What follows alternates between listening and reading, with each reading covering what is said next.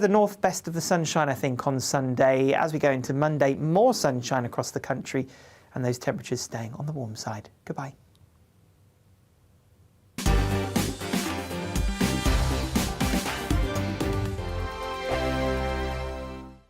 We are GB News. We're right across this great nation. On TV. On radio. On digital. Absolutely everywhere. We don't talk down to you. We embrace all voices with honest and civilised conversation. We are not part of the establishment. We're one of you. And we're only getting started. Join us on GB News, The People's Channel. Britain's news channel.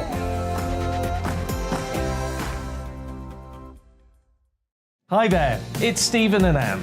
At breakfast from 6 a.m, you'll always be caught up with everything you need to know, the latest headlines, opinions and debates. We'll bring you the good news and the bad, but most of all, we're here for you. Remember, send in your views and let us know what you would like us to talk about. That's because we're your news channel. And every morning at 6 a.m, it's breakfast on GB News. My name's Tom Harwood and join me 9:30 a.m. every weekday for The Briefing, your one-stop shop for everything you need to know about what's going on in politics today. I wonder if this is a deal that might need to be like the biscuits in this factory, twice baked. Is there not an opportunity here to win out against the extremes? Tom Harwood, GB News. What are you going to do about it? Things should have been done differently, and they certainly are being done differently. Don't miss it. The Briefing with me, Tom Harwood, 9:30 Monday to Friday on GB News. Where would you like to go? Just take me to the studio, please, mate. You know where you're going. I've got a show to do. Friday Night Feast on GB News, 7 p.m. And it's like nothing you've ever seen before. We take a different angle on the week's biggest news stories. The viewers and listeners set me some absolutely mad challenges to do. We tried to rehome a rescue dog. And yes, there's some other wacky stuff in there as well. I feel like I could take on the world. Well, that's that. Friday Night Feast with me, Patrick Christie's, every Friday, 7 till 9 p.m. on GB News. Be there.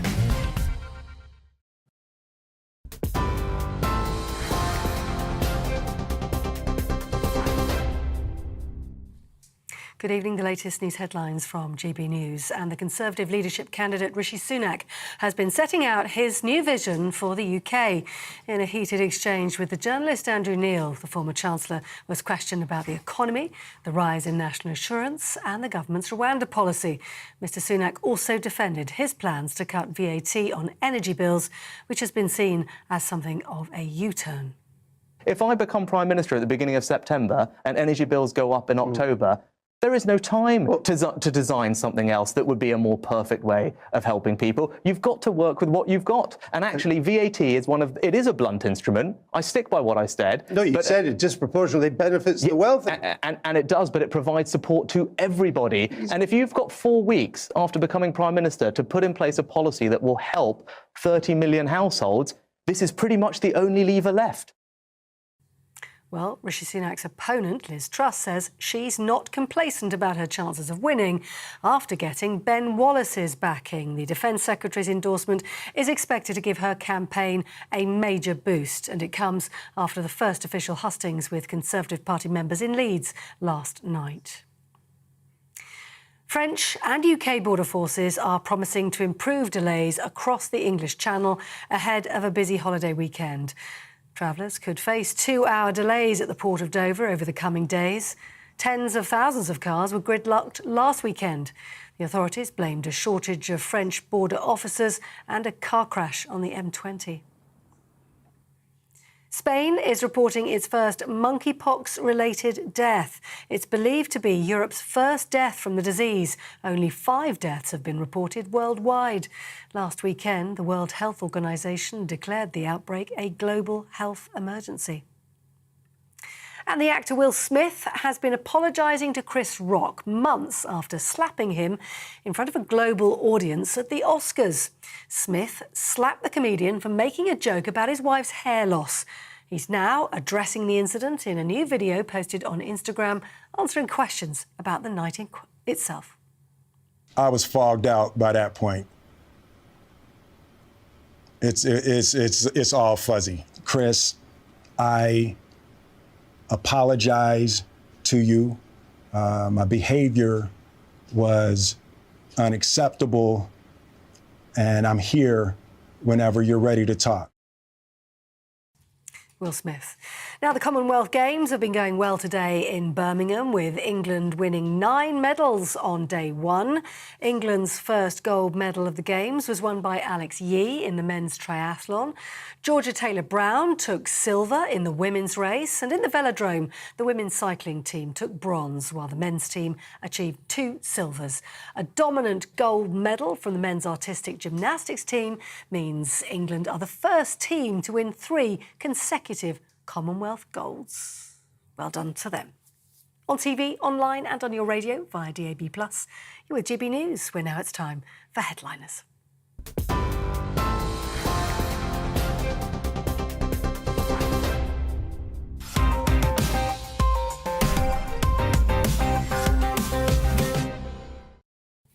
I'm Mark Dolan, and this is Headliners, your first look at tomorrow's papers. Always in the company of 2 top comedians tonight, the brilliant Leo Kearse and the marvellous Diane Spencer.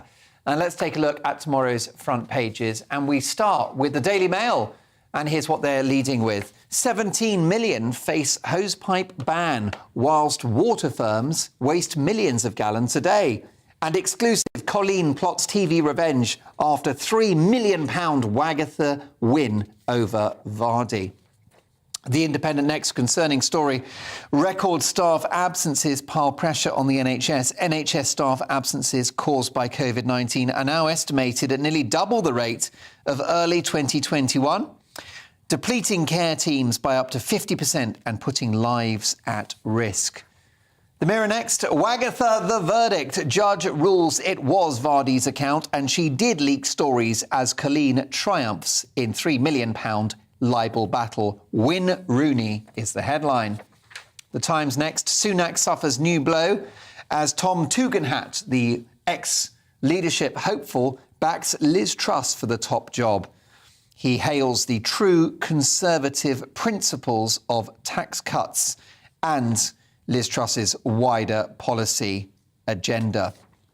The Daily Express. Truss housing revolution. Leadership contender vows to unlock home ownership for millions by changing the rules by which mortgages are actually assessed, including taking into account renters and how much they come up with every month. And last but not least, The Star. Rebecca Vardy loses £3 million libel claim. You're not singing anymore, say the Daily Star. Vardy did leak stories on Colleen. Vardy's reputation left in tatters. Colleen, this should never have gone to court. Vardy, evidence not credible. And Vardy likely deleted WhatsApp evidence. And those are your headlines.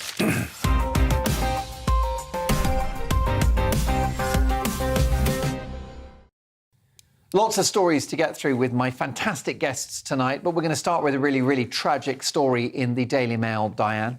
Yes, of course. We need to talk about the Lithuanian schoolgirl, Lilia Valutait, who was sadly stabbed to death on a Lincolnshire street in Boston. And at the moment, Kate Anderson, the Chief Superintendent of Lincolnshire Police, has said that they are not speculating about the motive. They have arrested 2 individuals, and at the moment the focus is that they are just looking after the parents, and they are just trying to find out really what happened. But this is very sad, and it's actually not the first time that something like this has happened in Boston. And there was a murder of Robert Bunces, who was murdered in Boston nearly 2 years ago.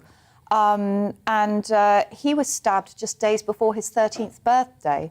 And so there's clearly an issue there, and it's deeply sad that knife crime is affecting these children, but they're tiny, they're 9. She was 9. Well, that's right. You hear about 15 and 16 and 17-year-olds. Every lost life is tragic, but Yes. Are they in gangs? Are they involved in drug deals?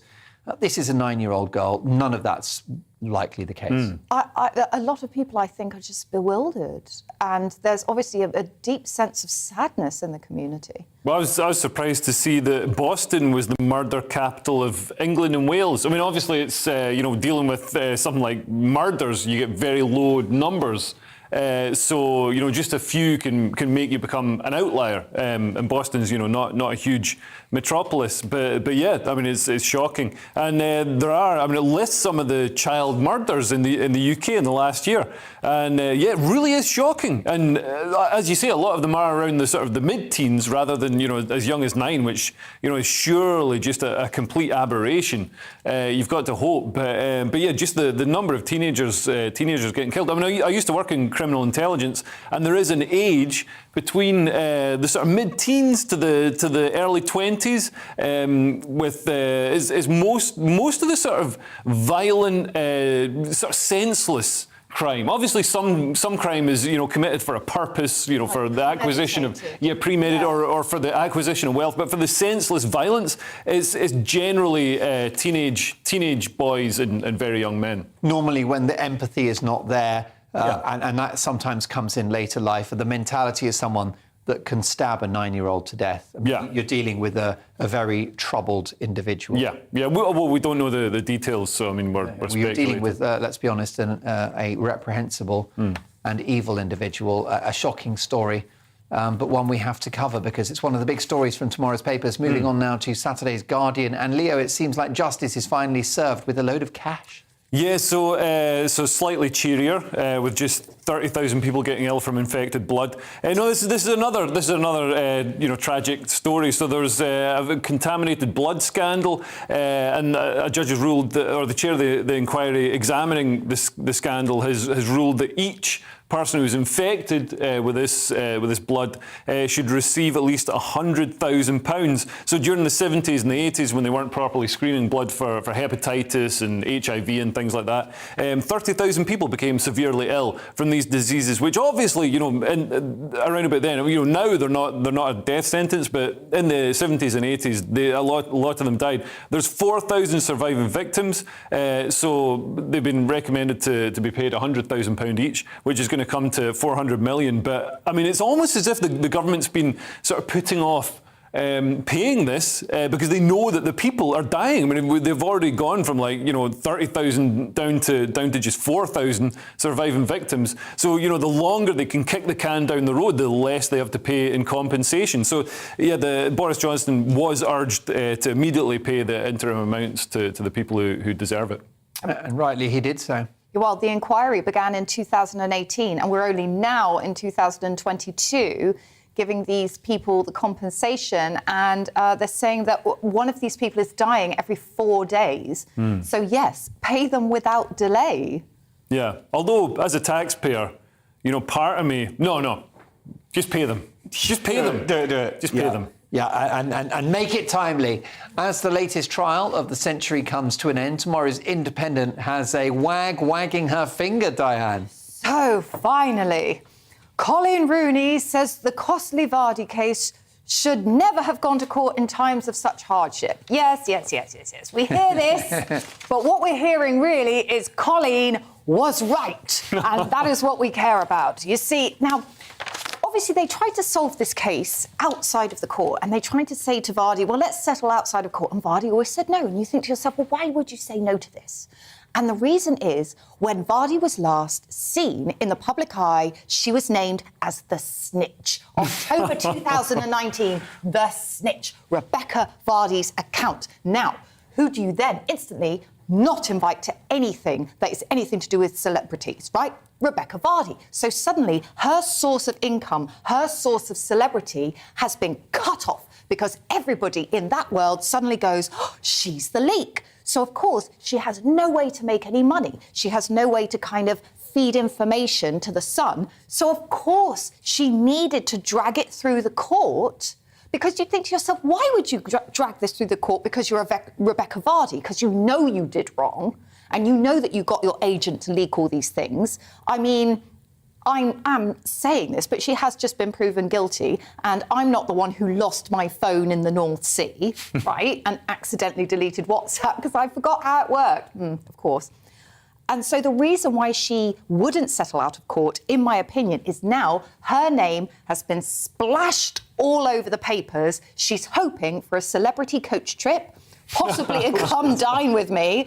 She's just hoping that her name has just about come to the top enough that she can go on Loose Women. Oh no, I've been poorly treated. She'll try and come on our shows. She'll try and come. She's going to try and get some money out of it because no one will ever trust her again to go inside the inner secret celebrity The classic redemption story. Don't we love a redemption story when she comes back and atones? They're already talking about a possible TV show, a book deal, even a movie. So even though apparently the legal fees for both of them, which I think they're going to fall on Vardy's shoulders, is £1 million each. So even for a footballer's wife, that's a lot to go to your husband and say, "Can you write me a cheque, please?" That's a lot of money. A pair of earrings and a handbag. Yeah, but I mean, this is a dispute that should have been settled in a Wetherspoons car park. This is an absolute nonsense. Yeah, but only if they did it pay-per-view. I'd like that. And now Diane, Colleen Rooney, is the queen of the wags. She reigns supreme, no? Well, she always was the queen of the wags. That is why Rebecca Vardy targeted her. And that's why she sort of went and sat behind her, because then she told the paparazzi, no, snap me with Rooney and the rest of it, and why she cozied up to her. It's all been like this big plan to kind of get into like that D-list celebrity zone. You don't take on Colleen Rooney at your peril. You take her on at your peril, don't you? Because this is a woman who has preserved our marriage through many infidelities and problems with Wayne. She's stuck with him, so she's a survivor. She is a survivor. She's a very shrewd woman, and I think that I really think that Rebecca Vardy really pushed this to be in court. She wanted to kind of do an Anna Delvey. She wanted to turn up in court each day and get snapped for her fashion. Who's Anna Delvey? She is the woman, Anna Sorokin. They made a Netflix series. She was the woman who lied about being a German heiress, a billionaire heiress. And she basically sort of made a spectacle of herself in the court by sort of turning it into a fashion show. That's what Rebecca Vardy wanted to do, and she wanted to kind of claw her way back into the public eye. But now she's... I don't know, we'll see what happens. I think you're giving her too much credit. I think she's just an idiot who thought she could, beat the legal system by lying. And she's welcome to sue me if she wants to. You know what I mean? Sorry, I dropped my phone in Loch Ness. Isn't this also a grotesque example of wasted wealth? Yeah. Conspicuous consumption. Yeah, the only winners here are the lawyers. As in any legal case like this, the lawyers are going home with £1 million on each side, regardless of who ends up paying for that. So yeah, I mean, it's great that the lawyers are going to add a new penthouse suite to their houses. But yeah, that money could have been spent so much better. Before we move on, Leo, any hint of an appeal from Vardy's side? No idea. Don't care. Probably not. What do you think? Will she appeal? Because I mean, it's a bit like when you're at the sort of crap table in Vegas, you're losing your money. You're like, well, I've got nothing to lose now. I'm just gonna chuck everything in. It's Jamie Vardy's money. Well, it is, isn't it? But might she appeal? I don't think she'll appeal. I think she will media appeal. So I think she will start doing the circuits and the magazines. Oh, yeah, the Harry and Meghan interview. Yeah, I think she'll try and win back the public, not the legal system. There you go. And she'll probably be working in a local Morrison's in the next few weeks just to pay those legal bills. Nothing wrong with that. I love a good Morrison's. It's a more honest existence than what she's done so far. Yeah, too right.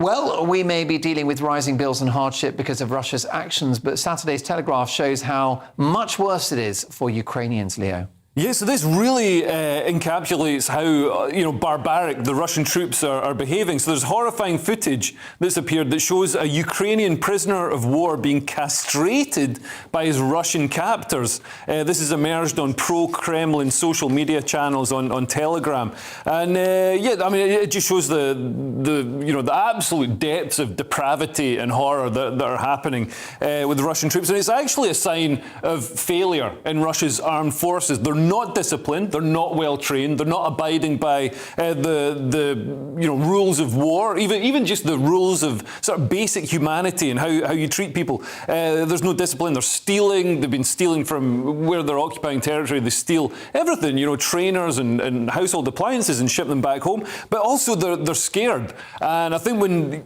when soldiers commit atrocities like this, it's because they're fearful, and so they've dehumanised the enemy, and they're fearful of what the enemy is going to do in reprisal to them. And that reprisal could be coming soon, because Ukraine has been given these long-range, very accurate artillery weapons by the West, and has been shooting Russian supply routes, shooting our ammunition dumps and bridges to prepare for retaking Kherson, which is one of the first major urban areas that was occupied by Russia in the south of Ukraine. So things, even though in the sort of Donbass area in the east, is much more, it's in a sort of stalemate there, and it's very tough for Ukraine to retake that land. It looks like they're going to retake land in the south.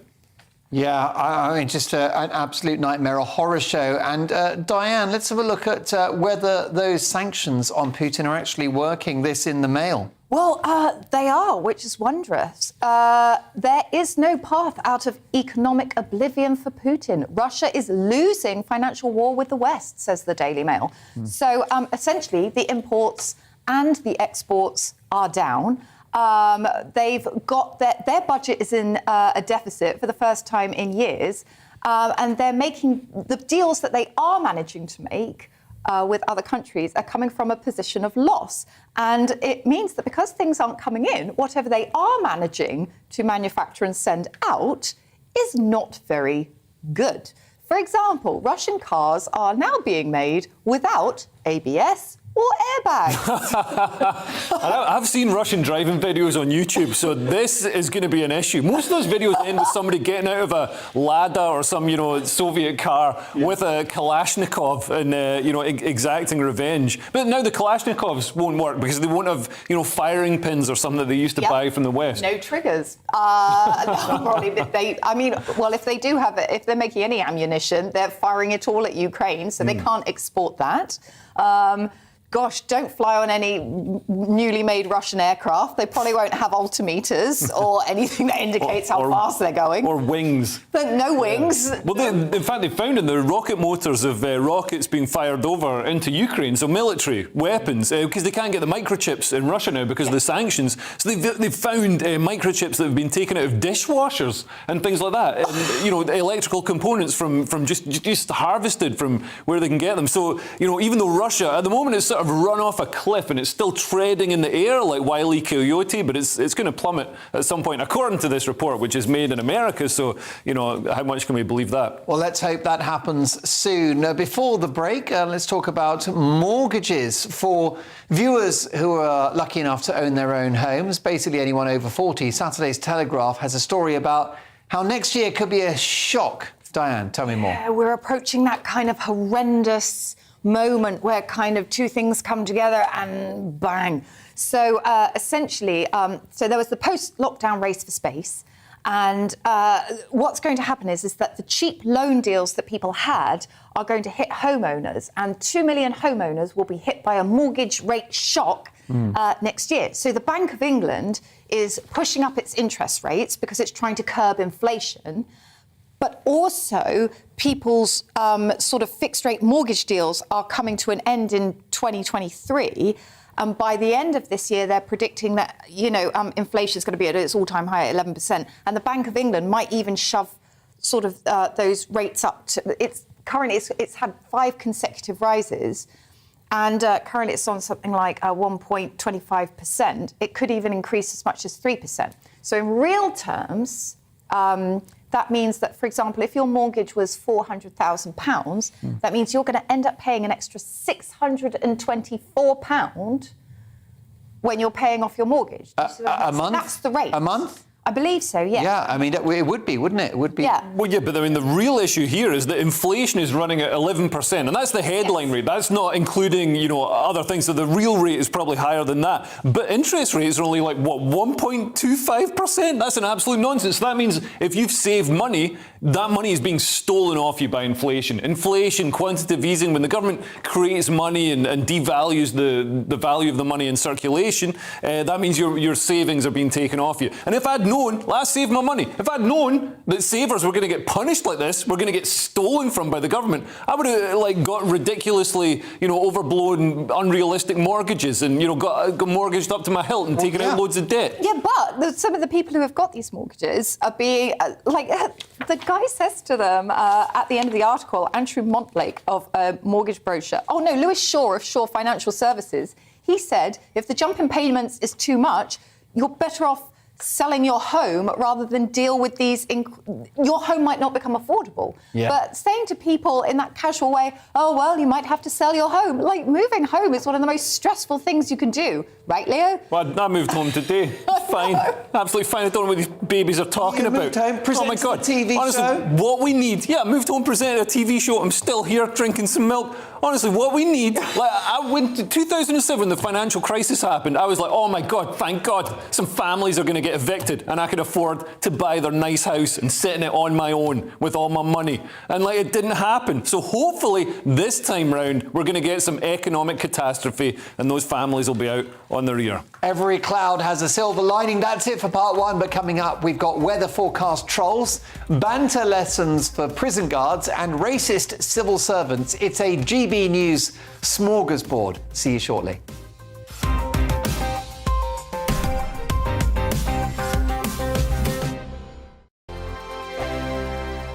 We are GB News. We're right across this great nation. On TV. On radio. On digital. Absolutely everywhere. We don't talk down to you.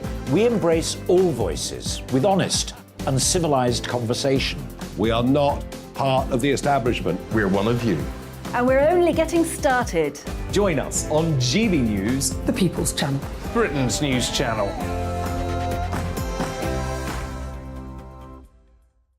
Hi there, it's Stephen and Anne. At breakfast from 6 a.m, you'll always be caught up with everything you need to know, the latest headlines, opinions and debates. We'll bring you the good news and the bad, but most of all, we're here for you. Remember, send in your views and let us know what you would like us to talk about. That's because we're your news channel. And every morning at 6 a.m, it's breakfast on GB News. My name's Tom Harwood and join me 9:30 a.m. every weekday for The Briefing, your one-stop shop for everything you need to know about what's going on in politics today. I wonder if this is a deal that might need to be like the biscuits in this factory, twice baked. Is there not an opportunity here to win out against the extremes? Tom Harwood, GB News. What are you going to do about it? Things should have been done differently, and they certainly are being done differently. Don't miss it. The Briefing with me, Tom Harwood, 9:30 Monday to Friday on GB News. Where would you like to go? Just take me to the studio, please, mate. You know where you're going. I've got a show to do. Friday Night Feast on GB News, 7 p.m. And it's like nothing you've ever seen before. We take a different angle on the week's biggest news stories. The viewers and listeners set me some absolutely mad challenges to do. We tried to rehome a rescue dog. And yes, there's some other wacky stuff in there as well. I feel like I could take on the world. Well, that's that. Friday Night Feast with me, Patrick Christie's, every Friday, 7 till 9 p.m. on GB News. Be there.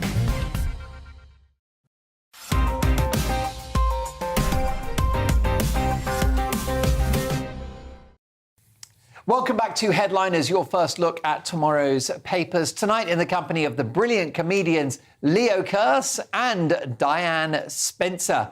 Now let's have a look at Saturday's Telegraph, and we think we've got it tough on social media, but let's spare a thought for those poor old weather forecasters. Leo? Well, sorry, I'm eating a Freddo, which due to inflation costs £6.80. But yeah, so meteorologists, which is a fancy word for weather people, weathermen, weather women, say they've been abused over heatwave advice by people telling them to get a grip. And by the way, this is online trolling. This isn't Harvey Weinstein level abuse. But yeah, so basically, They've been issuing, red weather warnings, which is nice and alliterative. But people have been complaining either that they're mentioning climate change too much, not mentioning climate change enough, or mentioning climate change in average amount. They're getting trolled by people. Well, do you know something? I will never defend the trolls, Diane, because abusive comments are not acceptable. That's not how we should do discourse. However, I think it's an inevitable consequence of conflating the weather with climate change. So what I think that the meteorologists should tell us what's going to happen with the weather, and I think that the climate change scientists and others can debate climate change. I think they should be separate. And I think the conflation is what's enraged people. I don't condone their actions, but I understand where they're coming from. OK, no, I see what you mean. I mean, I agree with you. I don't think trolls and being abusive to people online is ever OK.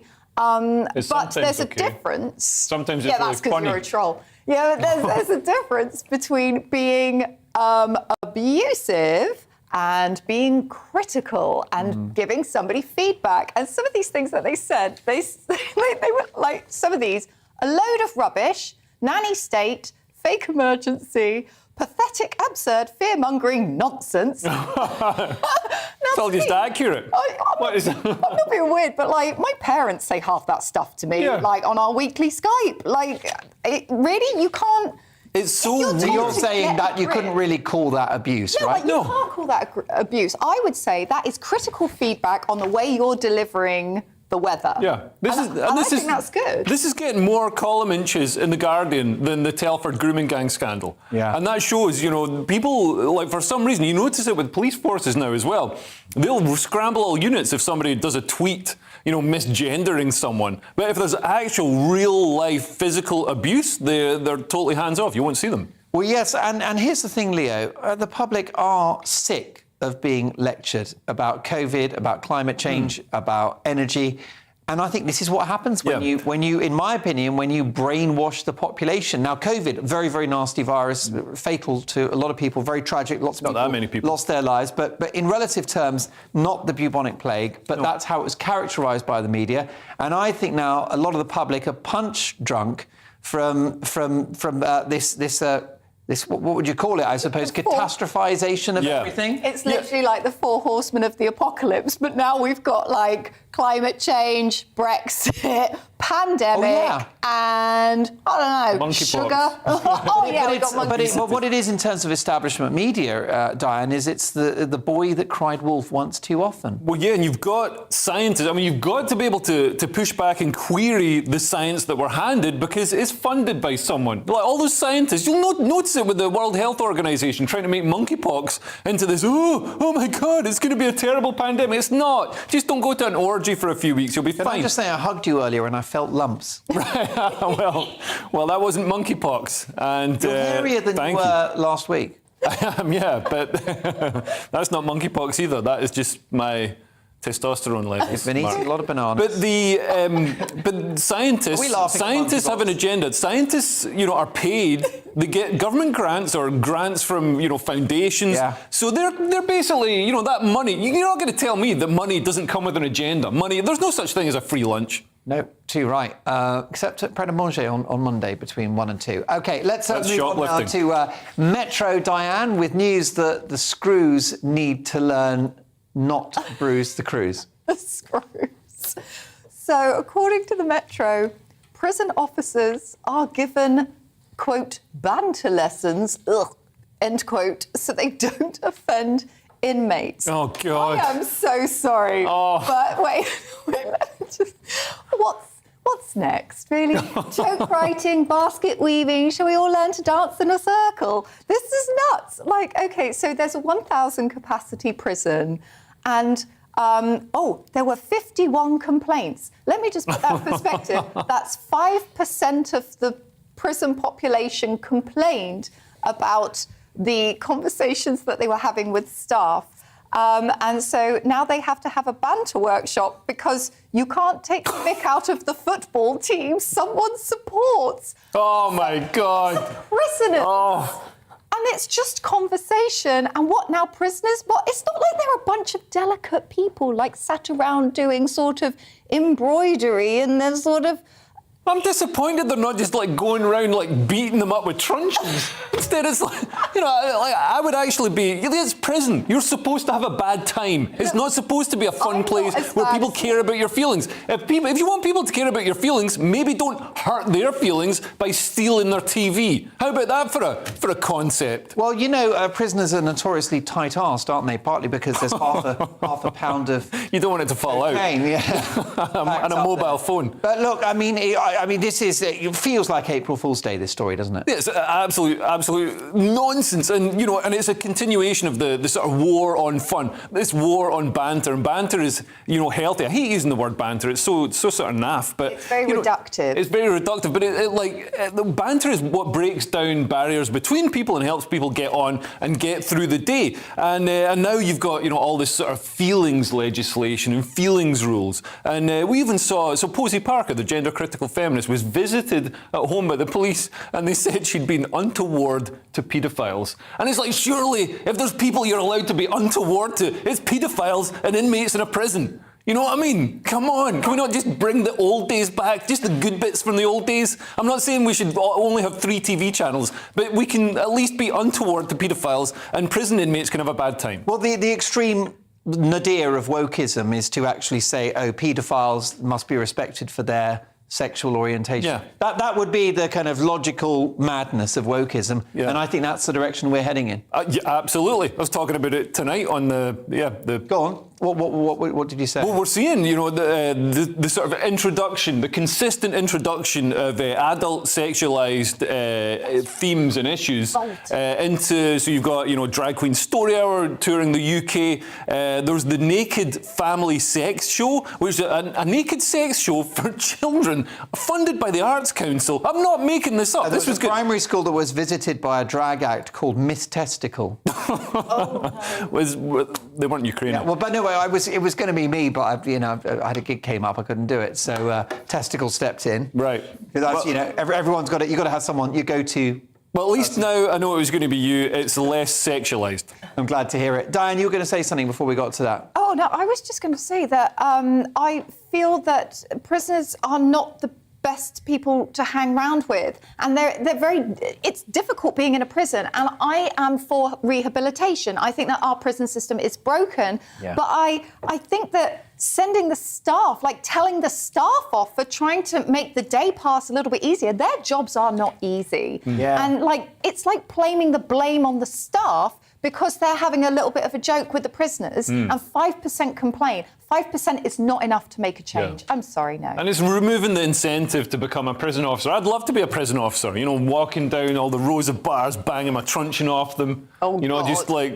I agree. Exerting my authority, making them give me money so they can sell drugs in the prison. I'd love all that. I agree. You'd need to shave that and have like a porn stash. That's what it's called. That would be it. And you're walking down, you're walking past those cells like Jodie Foster in Silence of the Lambs.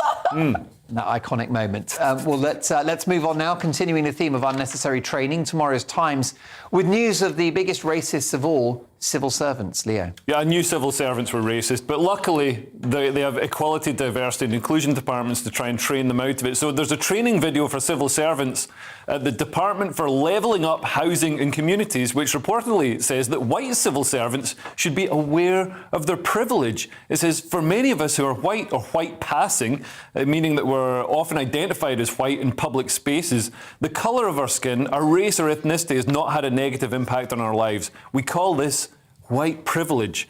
And it goes on, it's got various levels of nonsense in it, but the video ends up telling allies how to act as cheerleaders by shifting the spotlight onto a person of colour. So to step back from the spotlight and give it to a person of colour, which is such patronising claptrap and so divisive. It's saying like, oh, I'm different from you. I've got this spotlight because of my skin colour. You don't have the same skin colour, so you need to be treated differently. And also, it's suggesting that the people that have have a different skin colour are somehow worse and like incapable of getting the spotlight themselves. It's absolute nonsense. And, you know, I think we need to get rid of all equality, diversity and inclusion departments everywhere. We're facing a staff shortage. We've got record low unemployment. These people are employed in these departments just dragging down corporations and organisations with nonsensical training days. I mean, if you've ever worked in the public sector, you'll know what I'm talking about. I mean, it's great because you get free sandwiches, but you just sit there and vegetate for an afternoon.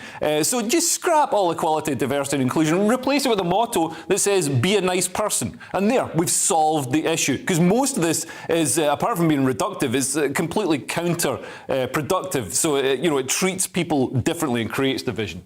They do say in the article that this video is nearly 3 years old and that they are keeping it under review. But I do agree that, for example, it urges civil servants to follow commentators who are not white on social media. Now, I understand that, but, what happened to meritocracy? You need to make sure that don't follow somebody just for the sake of their skin colour. That makes no sense. You need to actually listen to what people are saying. This entire video takes away the idea of meritocracy. Like you said, it assumes that a person who isn't white can't be a high-achieving person by themselves. And I understand, they could express these things in a much more condensed way. If somebody's racist at work, call them out for it.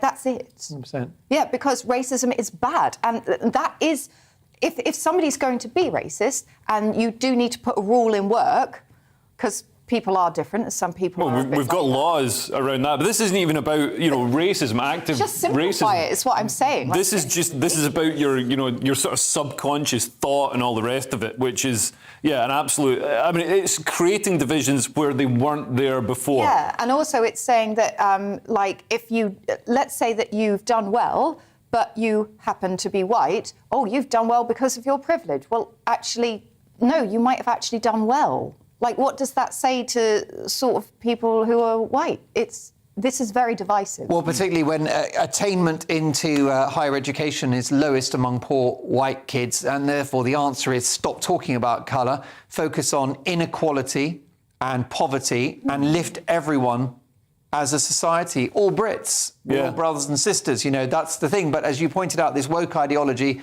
isn't about inclusion or community. Yeah. It's about division and keeping us angry and apart. I don't think we should focus on poverty either. I think, if people are poor, then sorry, not my problem. You can deal with that as well. How about everybody's just the same? And we stop dealing people out, differently. There was very briefly another directive in this video, which was for anyone white to not contradict an ethnic person. So in other words, don't disagree with an ethnic person, which sounds to me racist towards an ethnic person. Yeah.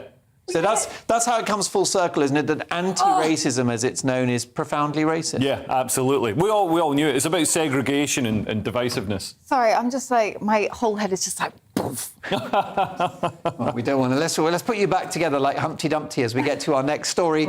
And it's a story about those in care, Diane, and how they should be treated in the Mail today. Yeah, so the headline is, growing up in care should become a legally protected characteristic, campaigners say. So what they're saying is that essentially, if you... Cumberland Council is reviewing this. They're saying that if you grow up in care and you apply for a job, if people know that you've grown up in care, they're going to treat you differently. They're going to make assumptions about you. They're going to go, oh, right, you grew up in care. That means that you clearly have a tattoo. That means the second I let you in my office, you're going to carve your name in my desk. You're going to wear a tracksuit. That's what you're going to do. And you are not going to be a hard worker. Well, you've met people who grew up in care before. They're making all these assumptions, and and so they're saying that you can actually do damage to people, and it should be a protected status, like your race or your religion, and there should be a law saying that you can't discriminate against people who grow up in care, which I understand. I don't know, yeah. What do you think about that? Well, you seem a bit half and half. Well, I don't know. Well, what about people that grew up in a family setting that was abusive? I mean, that's very suboptimal, isn't it? Yeah. But because they weren't in care, they don't get the special treatment. Yeah, what about people whose goldfish died? I mean, where are we going to end? Is everyone going to be, I've got male pattern baldness. Oh, no, I'm a protected characteristic. Is everything going to be a protected characteristic? How about we scrap protected characteristics and everybody's protected? Well, yeah, but the thing, here you go, this is something, the people who get discriminated against the most, as we all know, ugly people. There it is. If somebody comes in and you think, whoa, then you're less likely to sort of give them a job because you don't want to walk around the office every day going, oh my God, I don't know where to look. So, like, they're a protected characteristic, which I understand. Well, look, Andrew Lloyd Webber still rose to the top. But are not these people who have grown up in care, they are some of the most vulnerable among society. I know you hate poor people, but sometimes poor people should be helped. And, yeah. Yeah, but I think any time people try to help other people, it ends in disaster. You know, It doesn't always end. The most terrifying word. What about when Oxfam send their workers to Haiti and they end up sexually exploiting refugees? I think there are no. Happen every time. There are no more terrifying. And I started shopping at Oxfam because of that. I thought, you know, great, finally they've gone evil. But no, there are no more terrifying words in the English language than I'm from the government and I'm here to help. Yeah, briefly, is this not an extension, though, of the idea of victim culture? That everyone's being told they're a victim these days. Is that positive for society?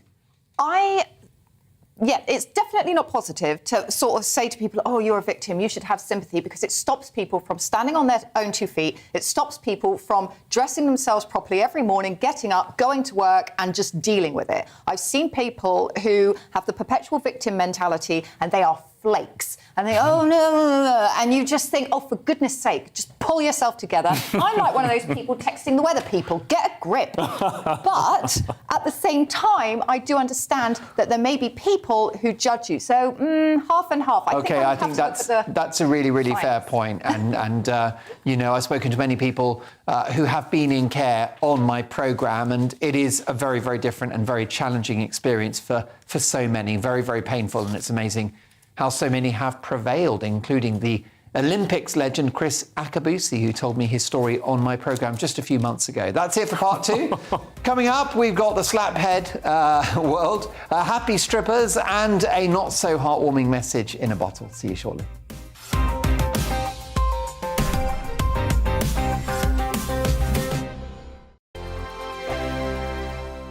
We are GB News. We're right across this great nation. On TV. On radio. On digital. Absolutely everywhere. We don't talk down to you. We embrace all voices with honest and civilised conversation. We are not part of the establishment. We're one of you. And we're only getting started. Join us on GB News, The People's Channel. Britain's news channel.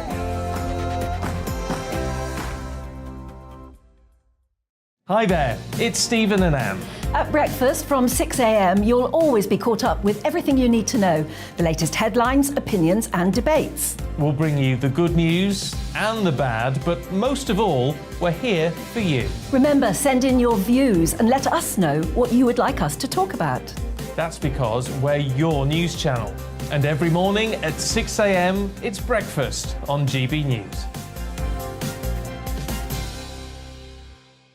My name's Tom Harwood and join me 9:30 a.m. every weekday for The Briefing, your one-stop shop for everything you need to know about what's going on in politics today. I wonder if this is a deal that might need to be like the biscuits in this factory, twice baked. Is there not an opportunity here to win out against the extremes? Tom Harwood, GB News. What are you going to do about it? Things should have been done differently, and they certainly are being done differently. Don't miss it. The Briefing with me, Tom Harwood, 9:30 Monday to Friday on GB News.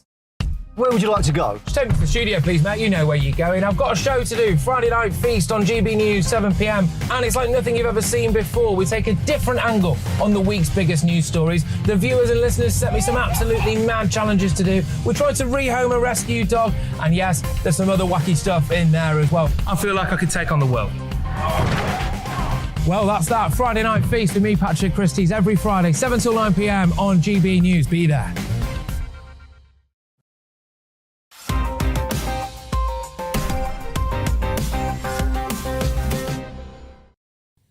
I'm Mark Dolan, and you're watching Headliners, your first look at tomorrow's papers, tonight in the company of the dangerously talented Leo Kearse, powered by semi-skimmed milk. I'd like to thank Daisy, the GBNews cow, who, by the way, voted for Brexit. I've got very strong bones.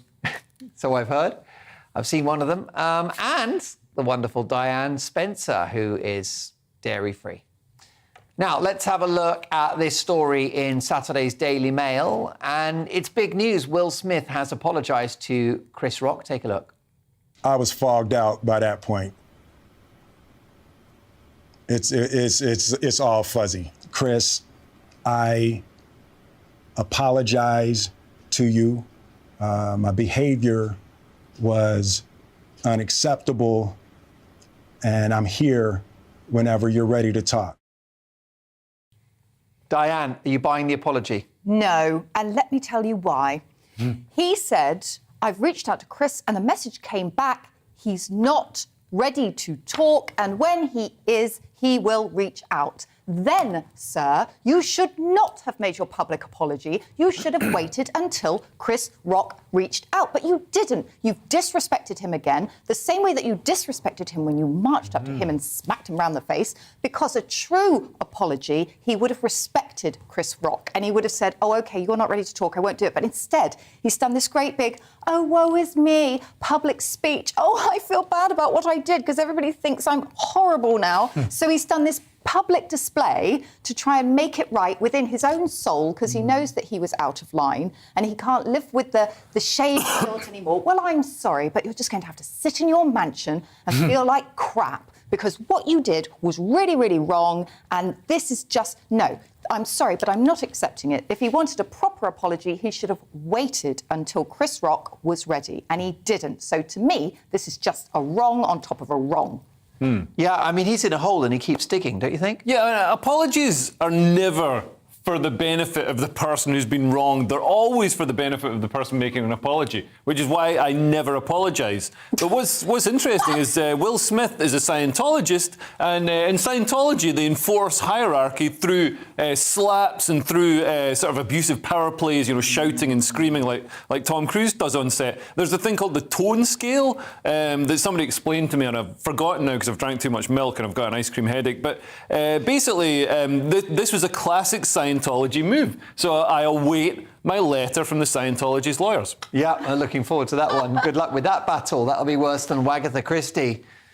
Well, that was in the Daily Mail. Next up, sticking with the Mail, an article about someone I'd very much like to introduce to my wife. What about you, Leo?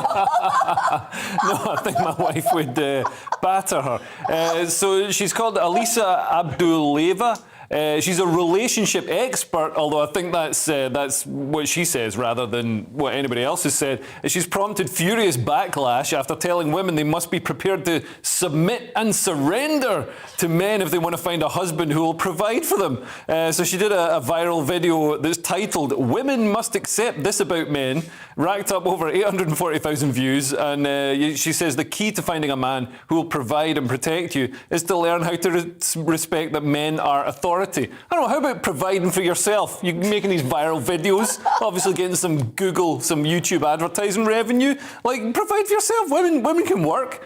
Women can get jobs. They get paid the same as men. In fact, they get paid slightly more if they don't have children. The gender pay imbalance is a myth.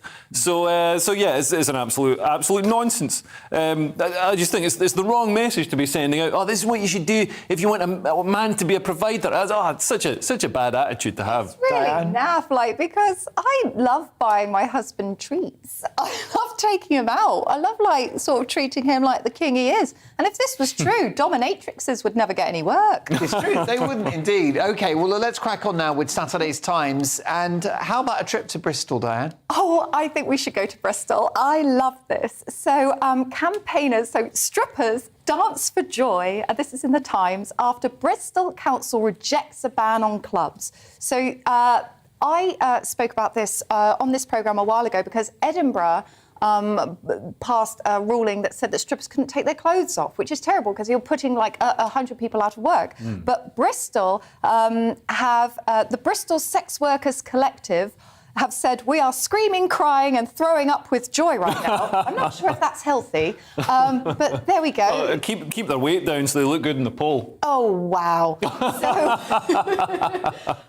they've basically said that they're not going to ban the strip clubs because the Bristol Women's Voice were arguing that there should be a nil cap on strip clubs, so there should be no strip clubs in Bristol. But what is wrong about this is that dancers, they are earning money, and dancing, stripping, it is not the same as being a prostitute. Let's just be very clear about that. And it's about, it really suits some people. I know 3 professional strippers. They are friends of mine, and they love what they do. They love their job. They love their costumes. They love dancing. It suits them. It suits their working hours. And to have their job taken away, like the poor strippers in Edinburgh, by somebody who admitted they would never go to a strip club. Yeah. Why are you interfering in something you're not even And wouldn't be part of? invited to come to a strip club because they're ugly. Like, this is the thing. It's ugly women, ugly, better women passing laws to prevent good-looking women from making a living, based on their looks, and it's completely regressive. It's anti-feminist. I'm a massive feminist when it comes to strippers. I think, if there's one feminist right I want to maintain, is my right to support a single mother one-to-one by stuffing £20 notes into her G-string. And I think, are we living in Gilead? Like, Edinburgh, basically banned strip clubs. It's disgusting. They're taking away work opportunities from women. And then they're not all single mothers. And I will say that one lady called Scarlett, she said that she said, I never thought I would be able to survive in a world designed for neurotypical, mentally well, able-bodied people. And she doesn't thrive in that environment, but she thrives in the stripping environment. A lot of them are crazy. Yeah, well, it sounds like it. Speaking of crazy, can we move on to the Express and Prince Harry, Diane? Yes. So essentially, Prince Harry has been mocked by Justice Samuel Alito. He was one of the people who overturned the Roe versus Wade ruling. And what is interesting is that he said, what really wounded me, he's hamming it up, was when the Duke of Sussex addressed the United Nations and seemed to compare the decision, whose name may not be spoken. Wait, stop. Sir, I believe you've confused Harry with Harry Potter. Those two are not the same. He has clearly confused Roe versus Wade with, what's his name? Dumbledore or something. No, not Dumbledore. There's some guy, but you can't say his name. Oh, jeez, my husband was the body double for him. Yeah, he was. Yeah. When you look at the back of his head, Voldemort. There we go. Yeah. So Lucky you. Yeah, I've bashed Voldemort in the back of a Nissan Micra.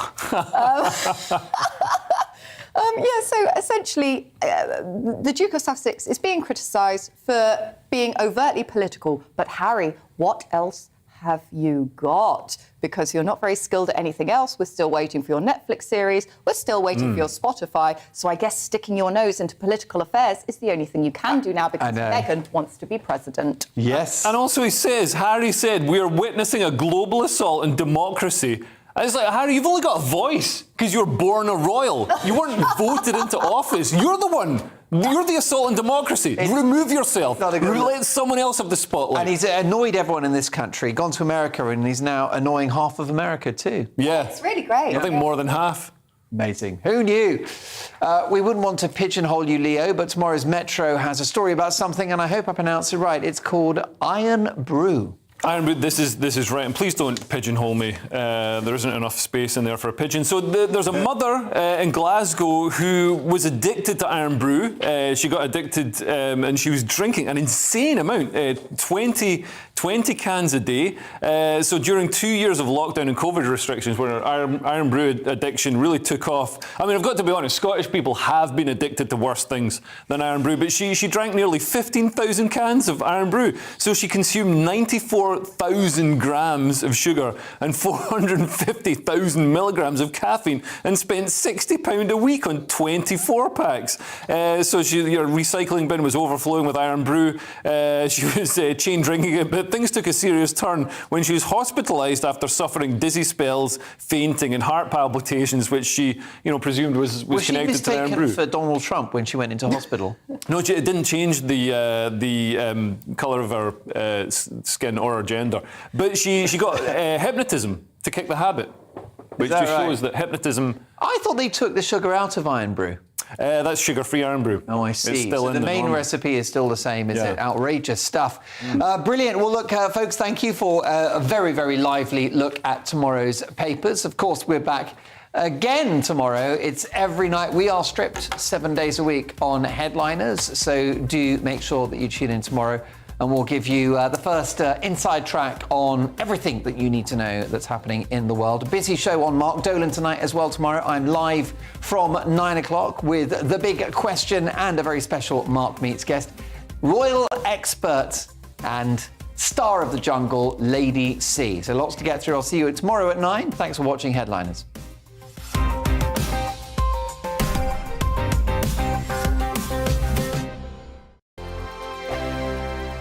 I'm Dan Wootton. Join me Monday to Thursday from 9 to 11 for the feistiest and most fun news debate on TV, where free speech reigns. I'll bring you a sharp take on the day's biggest stories, bombshell newsmaker interviews, and A-list guests.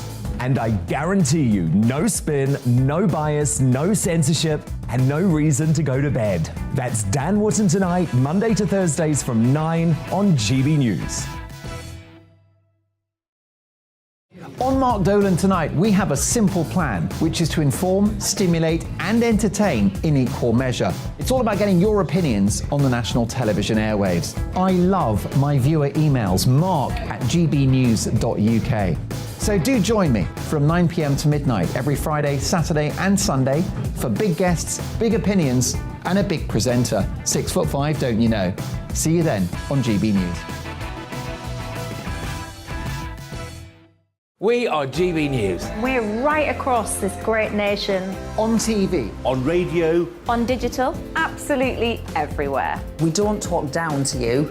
We embrace all voices with honest and civilised conversation. We are not part of the establishment. We're one of you. And we're only getting started. Join us on GB News, the People's Channel. Britain's news channel.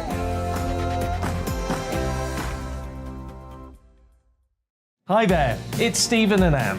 At breakfast from 6 a.m, you'll always be caught up with everything you need to know, the latest headlines, opinions and debates. We'll bring you the good news and the bad, but most of all, we're here for you. Remember, send in your views and let us know what you would like us to talk about. That's because we're your news channel.